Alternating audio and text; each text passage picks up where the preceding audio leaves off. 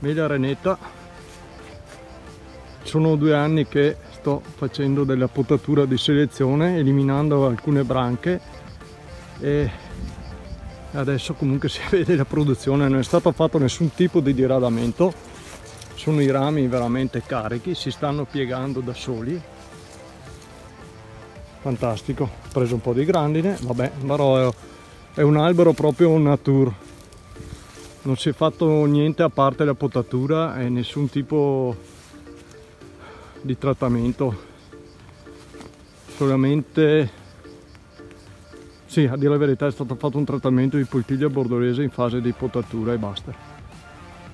Ecco, comunque anche lì ci sarà da fare delle tagli di ritorno il prossimo anno per contenere la forma. Adesso ci sarà solamente da fare potatura di contenimento, insomma, eliminare magari qualche piccolo succhione interno, non tutti.